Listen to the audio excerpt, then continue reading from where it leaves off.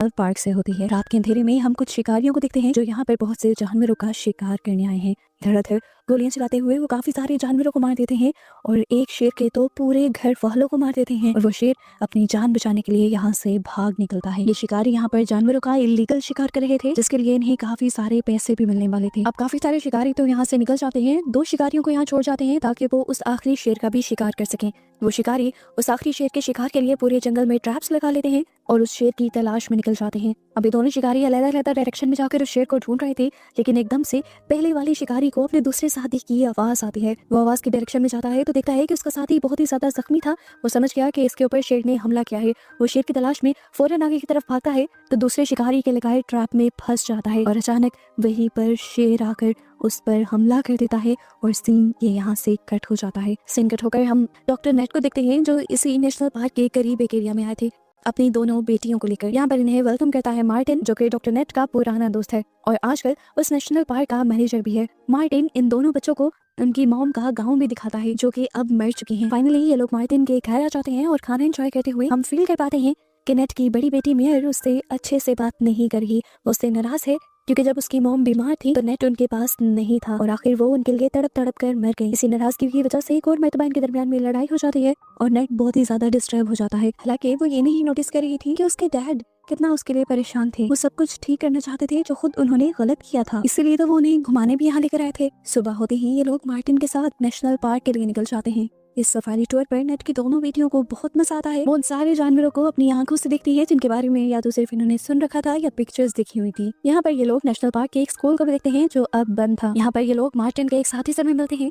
और यहीं पर इन्हें एक शेरों की पूरी फैमिली दिखाई देती है। मार्टिन इनके बारे में बताता है कि इस ग्रुप की शेरनियां अपने लायंस के लिए शिकार करती हैं। मार्टिन जैसे ही उन शेरों के पास जाता है तो वो शेर उसके साथ खेलने लग जाते हैं और यहीं पर मार्टिन नोटिस करता है कि उनमें से एक शेरनी जख्मी थी। वो जैसे ही उसके पास जाने लगा तो शेरनी उसके ऊपर गुर्राने लगी और इस चीज से मार्टिन समझ गया कि जरूर इस शेरनी को किसी इंसान ने नुकसान पहुंचाया है, किसी शिकारी ने उसे गोली मारी थी। मार्टिन फौरन वापस आकर अपने साथी को उस शेरनी के लिए मदद बुलाने के लिए भेज देता है और खुद वो नेट और नेट की बेटियों को बिठाकर यहाँ से निकल जाता है और शिकारियों के बारे में पता करने लगता है। ये लोग पास के गांव में पहुंचते हैं जहाँ बहुत ही ज्यादा सन्नाटा था। ये देखकर मार्टिन और नेट दोनों ही बहुत ज्यादा हैरान हो जाते हैं, लेकिन जब ये लोग घरों के अंदर जाते हैं तो इन्हें देखने को मिलता है कि वहाँ के सभी इंसान मारे जा चुके थे। इन लोगों की मरी हुई हालत देखकर इन्हें पता चल जाता है कि ये काम किसी इंसान का नहीं बल्कि शेर का है। मार्टिन समझ गया कि जरूर कोई ऐसा शेर इंसानों से अपना बदला ले रहा है जिसकी फैमिली में से किसी को उन शिकारियों ने नुकसान पहुंचाया होगा।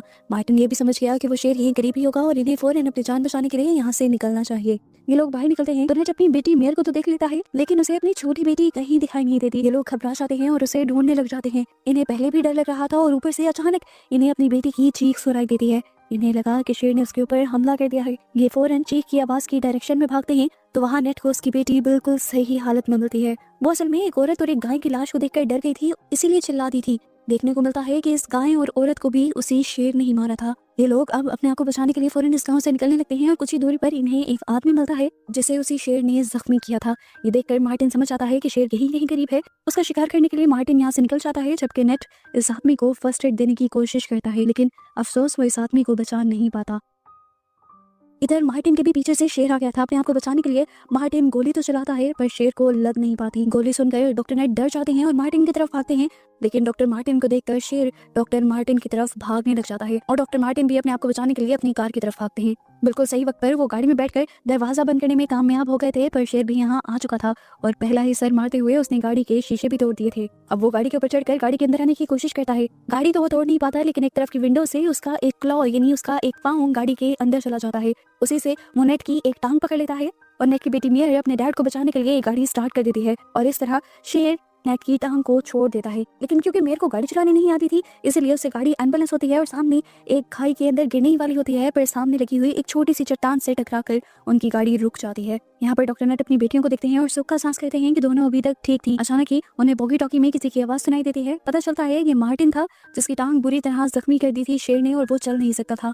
मार्टिन ने नेट को ये बताने के लिए कॉल की थी कि उसका बहुत ज्यादा खून बह चुका है, वो किसी भी वक्त बेहोश हो सकता है, उनको बचाने नहीं आएगा। वो कहता है कि तुम लोगों को अगर सेफ रहना है तो तुम गाड़ी के अंदर ही रहना। इधर डॉक्टर नेट मार्टिन की मदद करते हैं फोन पर ही और उसे कहते हैं कि तुम अपने लाइटर से अपना चाकू गर्म करो और उसे अपने जख्मों पर लगा लो, तुम्हारा खून निकलना बंद हो जाएगा। मार्टिन जब ऐसा करता है तो उसे बहुत दर्द होता है और वो जोर से चिल्ला देता है, इतनी जोर से कि ये लोग भी उसकी आवाज को सुन पाते हैं और ये लोग ये भी समझ जाते हैं कि मार्टिन उनके करीब ही है। डॉक्टर नेट उसे ढूंढने के लिए गाड़ी के ऊपर चढ़ जाते हैं और चारों तरफ उसे देखते हैं, वो उन्हें कहीं नहीं मिलता। मार्टिन उन्हें बताता है कि मैं यहाँ पर हंटर ब्लाइंड्स के पास हूँ। मेयर को हंटर्स ब्लाइंड दिख जाता है और वो गाड़ी से उतरकर हंटर ब्लाइंड्स की तरफ बढ़ जाती है। हालांकि डॉक्टर नेट उसे वहाँ जाने से मना कर रहे थे, पर अच्छा ही हुआ मेयर वहाँ चली गई, क्योंकि अगले ही सेकंड शेर ने इनकी गाड़ी को देख लिया और इनके ऊपर हमला कर दिया। डॉक्टर नेट को तो संभलने का मौका तक नहीं मिला। डॉक्टर नेट गाड़ी से नीचे गिर जाते हैं और अपने आप को बचाने के लिए गाड़ी के नीचे चले जाते हैं। शेर गाड़ी के नीचे जा जाकर उसके ऊपर हमला करने की कोशिश करता है, पर उसका सर बार बार गाड़ी के नीचे फंस रहा था और आखिर वो थक हार कर वहाँ से जाने लगता है। यहाँ पर मेयर मार्टिन के पास पहुंच जाती है और उसे लेकर गाड़ी की तरफ बढ़ने लगती है। यहाँ पर जैसे ही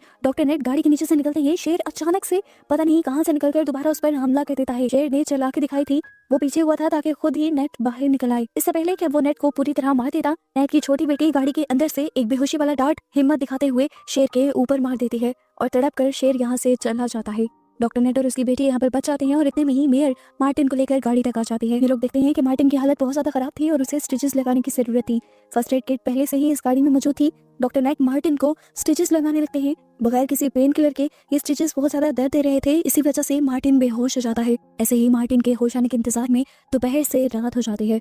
जब मार्टिन को होश आता है, ये लोग सुख का सांस लेते हैं और मार्टिन इन्हें बताता है कि मुझे लगता है शेर के साथ कोई बहुत बड़ा हादसा हुआ है। जिस तरह शेर ने वहाँ पूरे गांव वालों को मार दिया और गाड़ी पर हमला किया, शेर कभी भी इस तरह नहीं करते। मुझे लगता है कि शिकारियों ने इसकी पूरी फैमिली को मार दिया है और ये बदले की आग में जल रहा है। उनकी बातों से डॉक्टर नेट और भी ज्यादा डर जाते हैं और मार्टिन से कहते हैं कि मुझे किसी भी हाल में अपनी बेटियों को सही सलामत इस जगह से बाहर निकालना है। मार्टिन कहता है सबसे सेफ जगह ये गाड़ी है, इस गाड़ी में बैठकर मदद का इंतजार करो और रेडियो से मदद बुलाओ। इनकी बातों के दौरान अचानक से इनको पीछे से गाड़ियों की आवाजें सुनाई देती हैं। पीछे मुड़कर ये लोग देखते हैं तो वहाँ बहुत सारे लोग थे जिनके हाथों में गन्स थी। मार्टिन और नेट समझ गए कि ये शिकारी हैं। मार्टिन ये भी समझ जाता है कि इन्हीं शिकारियों ने उस शेर के पूरे घर को मारा होगा, इसी वजह से शेर इतना गुस्से में था। अब डॉक्टर नेट इन लोगों से गाड़ी में ही बैठने को कहते हैं और खुद शिकारियों से ही मदद मांगने का फैसला करते हैं। नेट बाहर निकल कर उन्हें शेर के बारे में सब कुछ बताता है कि किस तरह शेर सब लोगों पर पागलों की तरह हमला कर रहा है। वो इन लोगों से मदद मांगता है कि हमें यहाँ से बाहर निकाल दो और उनकी मदद के बदले ये शिकारी उनसे $5000 की डिमांड कर लेते हैं और नेट ये अमाउंट देने के लिए भी तैयार हो जाता है।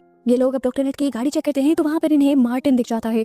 मार्टिन क्योंकि यहाँ का मैनेजर था, इसलिए इन शिकारियों को उसे देखकर गुस्सा आ गया। शिकारी लीगल काम करते थे और मार्टिन उन्हें रोकता था।